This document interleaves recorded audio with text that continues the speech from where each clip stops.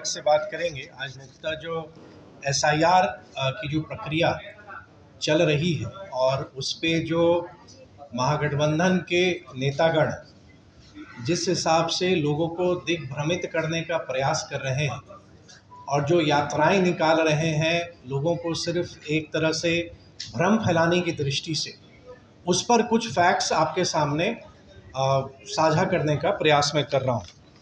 मेरे हाथ में एक पत्र है चुनाव आयोग का और ये उनके साइट से निकाली गई है जो 1 अगस्त से 14 अगस्त तक का डेटा है और ये फिर अभी निकालेंगे। आज हम लोग जैसे 18 तारीख है तो पुनः आएगा कि ये चुनाव की जो प्रक्रिया, जो वोटर लिस्ट का जो रिवीजन का प्रक्रिया है, क्योंकि हम खुद चुनाव लड़ते हैं, 6 चुनाव मैं लड़ा हूँ विधानसभा का, तो चुनाव की जो प्रक्रिया है मैं उससे वाकिफ़ हूँ, मैं उसको मैं समझता हूँ।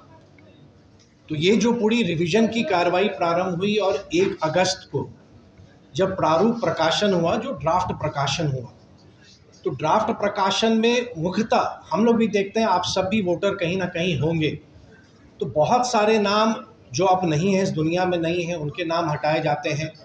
बहुत लोग जो अब उस गांव से निकल के कहीं परमानेंटली चले गए हैं या किसी ने उस विधानसभा से अपना नाम हटा के किसी और विधानसभा में जोड़ लिया है, तो ये एक नॉर्मल प्रोसेस है जो हमेशा होता है। इस बार विशेष किया जाता है और ये नई बात नहीं, आप सब जानते हैं, उस पर मैं नहीं कहूँगा कि लगातार ये चुनाव आयोग एक संवैधानिक बॉडी है और आज ही से नहीं, मतलब जब से हम देश हमारा आज़ाद हुआ है, संविधान को हमने अडॉप्ट किया है, तब से चुनाव आयोग देश में चुनाव कराता आ रहा है और चुनाव आयोग की निष्पक्षता या चुनाव आयोग के परफॉर्मेंस को पूरी दुनिया स्वीकारता है कि भारत का चुनाव आयोग बढ़िया काम करता है। ये जो डेटा मैंने जिसका जिक्र किया, प्रक्रिया में आप समझते होंगे, जैसे अभी ड्राफ्ट प्रकाशन निकला तो फ़र्ज़ करें कि आपका नाम नहीं है या मेरा नाम कट गया है, तो आपके पास मौका है कि आप, कोई भी राजनीतिक दल है वो अपने बीएलओ बनाते हैं और हमारे बीएलए हर एक बूथ पर होते हैं और ये सभी राजनीतिक दल अपने अपने बीएलए को अपॉइंट करते हैं। बीएलओ होते हैं जो सरकार की ओर से होते हैं, जो शिक्षक होते हैं, और बीएलए होते हैं जो राजनीतिक दल के द्वारा नियुक्त किए जाते हैं। सभी राजनीतिक दल ने किया। तो जब प्रारूप प्रकाशन हुआ तो आपके पास अधिकार है कि आप आपत्ति दर्ज करें। जैसे अगर मेरा नाम गलत है या मैं उस गांव में रहता हूं लेकिन मेरा नाम कट गया है, लेकिन ये 14 अगस्त तक किसी भी राजनीतिक दल ने एक भी आपत्ति नहीं दिया था। हो सकता है अभी बाद में कुछ आंकड़े अगर इसके बदले हों, लेकिन 14 अगस्त तक का जो आंकड़ा है मेरे पास, किसी भी राजनीतिक दल ने एक भी आपत्ति दर्ज नहीं किया। तो आप जब यात्राएं निकालते हैं, लेकिन साथ ही साथ आप ये भूल रहे हैं कि अभी जो चुनाव आयोग के प्रावधान है, उस प्रावधान का एक्सरसाइज आपको करना चाहिए। अब जैसे मैं अपने विधानसभा क्षेत्र के लिए, मैंने देखा कि हमारे यहाँ से कितने लोगों के नाम हटे हैं, वो जानकारी मुझको प्राप्त हुई। हमने अपने सभी साथियों को, जो हमारे BLA 2 हैं, उनको हमने कहा कि आप देख लीजिए, और सूची चुनाव आयोग आज देखेंगे, अखबारों में भी सूचना प्रकाशित है, उनके सोशल मीडिया प्लेटफॉर्म पर प्रकाशित है, मामला सर्वोच्च न्यायालय में भी है और सर्वोच्च न्यायालय के निर्देश के बाद आज सभी नाम जो इस प्रारूप प्रकाशन में नहीं है वो वेबसाइट पर भी उपलब्ध है। चुनाव आयोग के साइट पर आप देख सकते हैं। जैसे मैंने एक आंकड़ा अपने विधानसभा का भी निकाला कि जैसे ये सूची मेरे अपने विधानसभा 38 झंझारपुर का है, कि मैं देख सकता हूं कि हमारे सूची में, मतलब जिन लोगों का नाम हटा है वो लोग कौन हैं। तो एक प्रक्रिया है, चुनाव आयोग चुनाव कराता है, तो एक राजनीतिक दल का दायित्व बनता है, कर्तव्य बनता है कि जो प्रावधान है उसके तहत अगर हम जाके ऑब्जेक्शन दे सकते हैं, या जैसे फॉर्म 6 हम भरते हैं तो फॉर्म 6 हम भर सकते हैं। यात्राएं निकाली जा रही हैं, किस उद्देश्य से, वो क्या पर्पस सर्व करेगा, ये वो खुद जाने। लेकिन मुझको लगता है जो अभी समय है, 31 अगस्त तक का समय है, कि जिनको लग रहा है कि मेरा नाम गलत है या जिन राजनीतिक दल को लग रहा है कि नाम काटे जा रहे हैं, भाई आप नाम दर्ज करवाइए, आपके तो मौका है। त्रुटि हो सकता है कहीं हुई हो, इतने बड़ा एक्सरसाइज होता है। आज ये सूची सार्वजनिक है और सिर्फ वेबसाइट पे नहीं, मैंने आज अपने यहाँ मालूम किया, अपने विधानसभा क्षेत्र में हर एक बूथ पर सूची प्रकाशित की गई है। हर एक पंचायत मुख्यालय पे जो पंचायत भवन है वहाँ पर भी सूची सार्वजनिक रूप से उपलब्ध है। प्रखंड कार्यालय में भी सूची उपलब्ध है, जहाँ नहीं है हो सकता है आने वाले समय में हो जाएगा। और जो वेबसाइट है, जिला के वेबसाइट के साथ साथ चुनाव आयोग के वेबसाइट पर भी वो उपलब्ध है। तो ये एक नॉर्मल प्रोसेस है। ठीक उसी तरह से बिहार के जो नेता प्रतिपक्ष हैं, उनके विधानसभा क्षेत्र का भी मैंने देखा, राघोपुर का, कि देख लीजिए ये सूची उपलब्ध है। उन्होंने देखा या नहीं देखा है ये मैं नहीं कह सकता। मैं तो ये समझता हूं कि कोई भी राजनीतिक व्यक्ति या राजनीतिक कार्यकर्ता पहले सूची को वेरीफाई करेगा कि भाई जो नाम कट गए हैं, आप जाइए, एक फॉर्म भरना है, आप अपना उस फॉर्म को भर दीजिए।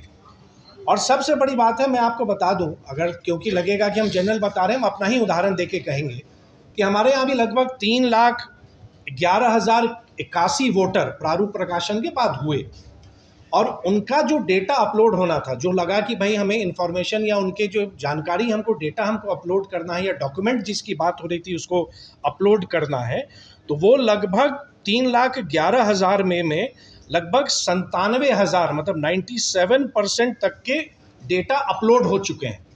तो ऐसा नहीं है कि कठिनाई हो रही है, लोग कर रहे हैं और पूरा प्रशासन इसमें लगा हुआ है। तो जिनको भी ये अवसर है कि नहीं मेरा जमा नहीं हो रहा है, कोई जमा नहीं कर रहा है, भ्रम फैला रहे हैं। चुनावी प्रक्रिया को चुनावी ढंग से जो संवैधानिक प्रावधान है उसके तहत उनको करना पड़ेगा। फॉर्म 6 जैसा मैंने बताया कि आप अपना वोट नाम जोड़ना चाहें तो जोड़ें। मेरे यहाँ लगभग 425 नए फॉर्म अभी तक जमा हुए हैं जो 1 अगस्त के बाद से हैं। एक फॉर्म 8 होता है, अगर आप अपने विधानसभा क्षेत्र में या किसी बूथ से नाम आप अपना चेंज करना चाहते हैं तो ये है, कोई आज की प्रक्रिया नहीं है, ये वर्षों से है। सब राजनीतिक दल और राजनीतिक कार्यकर्ता इसका पालन करते हैं। फॉर्म 8 आप भरते हैं कि मुझे इस बूथ से या इस विधानसभा क्षेत्र से अब मेरा नाम यहाँ पर अंकित हुआ। ये मुद्दा SIR के बारे में। अब 2-3 बातें मैं आपको बताऊंगा, शायद आप लोग को याद नहीं है। 2019 के लोकसभा चुनाव को आप याद करेंगे, बात तो पूरी हो रही है, जो महागठबंधन के नेतागण कह रहे हैं कि वोटर लिस्ट से नाम हटाए जा रहे हैं। वोटर लिस्ट में नाम रहते हुए भी क्या तेजस्वी जी ने 2019 के लोकसभा चुनाव में अपना वोट डाला था? ये याद करेंगे आप 2019 के लोकसभा चुनाव को। और ये समाचार पत्रों की कुछ कॉपी है, मुझको याद है क्योंकि मैं उस लोकसभा चुनाव के समय में ये विषय बहुत आया था कि नाम नहीं है, ये नहीं है। उनका नाम रहते हुए उन्होंने अपना वोट कास्ट नहीं किया। उन्होंने जो उनका संवैधानिक अधिकार है उस अधिकार का प्रयोग उन्होंने नहीं किया। 2019 के मतदाता सूची में लोकसभा चुनाव में उनका नाम रहते हुए भी उन्होंने वोट नहीं डाला। दूसरी बात मैं आपको बताऊंगा कि जो संविधान की बात कर रहे हैं या उनको लग रहा है कि संविधान के साथ खिलवाड़ किया जा रहा है, उनको शायद 2005 के विधानसभा भंग की कार्रवाई को भी याद रखना चाहिए। हमको नहीं लगता आप में से कितने लोगों को वो याद है या नहीं याद है। बिहार विधानसभा भंग हुआ था मई 2005 में, और संभवतः मुझे अगर याद है तो वो 23 मई का दिन था या मध्य रात्रि। फरवरी में चुनाव हुआ, किसी की सरकार नहीं बन सकी और अचानक में वहाँ पे विधानसभा को राष्ट्रपति के द्वारा भंग कर दिया गया। उस समय जो रिपोर्ट गया कि नहीं सरकार नहीं बन सकती, जबकि बिहार में एक सरकार बनने की संभावना हो गई थी। फिर ये विषय सर्वोच्च न्यायालय गया।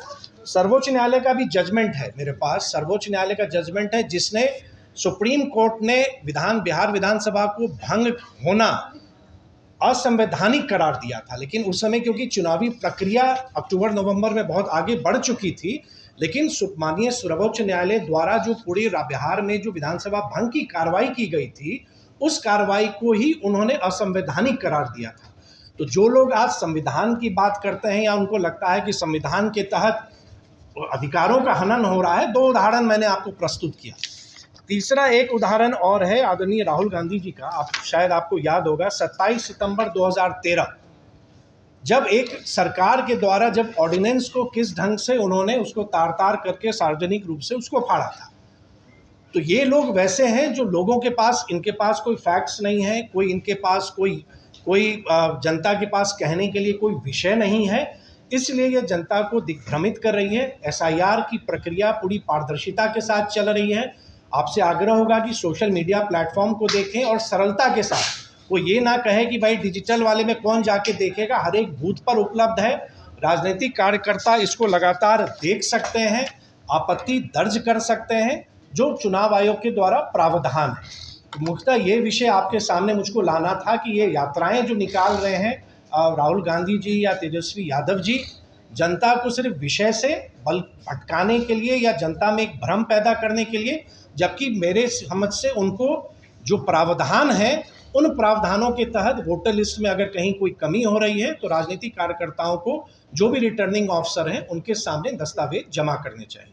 धन्यवाद। नहीं, जैसे मैंने अपने विधानसभा में, मैं अपने ही विधानसभा का बताऊंगा, मैं जनरल क्यों बताऊं। हमारे विधानसभा में जैसे हमने कहा कि कुछ नए वोटर भी के फॉर्म जमा हुए हैं 435 के आसपास, जो फॉर्म 6 उन्होंने भरा है। फॉर्म 8 में भी 8 आवेदन आए हैं और हम भी लगातार जो हमारे BLO है, BLA 2, उनके माध्यम से हम लगातार देख रहे हैं, क्योंकि सूची उपलब्ध है, हर एक राजनीतिक दल के पास वो सूची उपलब्ध है, जिलाध्यक्षों को कराया गया और अब तो सार्वजनिक हो चुका है, तो लोग वेरीफाई भी कर रहे हैं। जैसे अगर कहीं हो सकता है किन्हीं का नाम मिस हुआ हो, तो उसको आप अभी भी समय है, आप डाल सकते हैं कि 31 अगस्त तक तो वो समय है। आज तो हम 18 तारीख है, तो 13 दिन अभी हमारे पास बचा हुआ है कि जबकि आपके पास समय है कि आप जाके एक फॉर्म भरें। और वो BLO का काम है, जो शिक्षागण BLO का काम कर रहे हैं, ब्लॉक लेवल ऑफिसर, उनका ये काम है। तो अगर कहीं लगता है, इसी के लिए सूची को सार्वजनिक किया भी गया है, आप भी देख लें।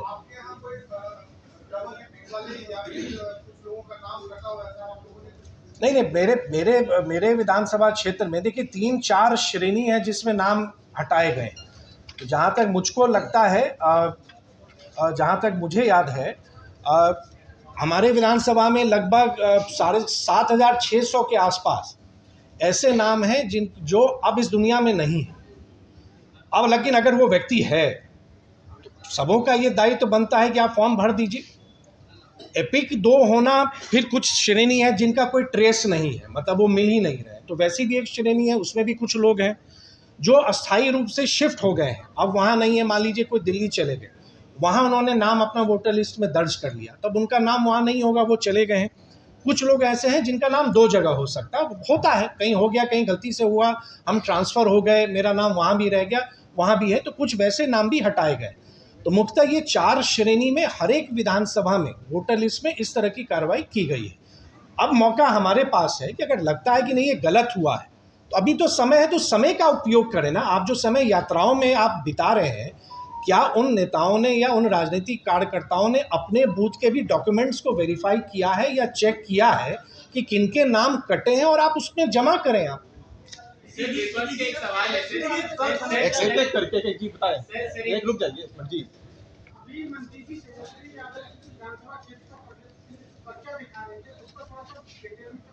नहीं, डिटेल अब उनका क्षेत्र वो जाने। मैंने कहा कि नहीं, मैंने सिर्फ ये नहीं, अरे वही मैं बता रहा हूँ, मैंने उन वेबसाइट से निकाला है कि ये सूची अवेलेबल है। मतलब पहला काम होगा ना, जैसे मैं अभी अपने क्षेत्र का प्रतिनिधित्व करता हूँ, अगर मैं चुनाव लड़ना चाहता हूँ या मैं राजनीतिक कार्य करता हूँ, तो मेरा पहला काम क्या होगा? मेरा पहला काम होगा कि पहले तो अपना नाम देख लीजिए कि मेरा नाम है या नहीं। मैंने तो देख लिया, सब है, मैंने डॉक्यूमेंट्स देने हैं, मैंने दे लिया। अब आपके पास मौका है, जब ये सूची उपलब्ध है, तो तेजस्वी जी से जब वो कह रहे हैं, तो आप अपने विधानसभा क्षेत्र का भी तो कुछ आपत्ति दर्ज कराइए ना, कुछ फॉर्म तो भरवाइए। आप फॉर्म ही नहीं भरवा पा रहे हैं, आप सिर्फ यात्रा निकाल रहे हैं, तो यात्रा आपका पर्पस सर्व नहीं करेगा ना। चुनाव आयोग तो संवैधानिक प्रावधानों के तहत काम करती है। जब ये प्रक्रिया चुनाव आयोग की तरफ से की गई है, विपक्ष का कहना है तो सफाई फिर भाजपा क्यों दे रही है? नहीं, सफाई नहीं भाई। मैंने क्या कहा भाई, हम लोग राजनीतिक कार्यकर्ता नहीं है क्या? वोटर लिस्ट से हम प्रभावित नहीं होंगे क्या भाई? अंत में ये 5 साल बाद सब कुछ तो वोटर लिस्ट पे ही आता है। तो मेरी तो ये सजगता है, हम सजग हैं, आप सजग नहीं हैं। आप अपना समय यात्राओं में दे रहे हैं, हम अपना समय बूथ स्तरीय कार्यकर्ताओं के साथ बिता के अपनी सूची को हम ठीक कर रहे हैं।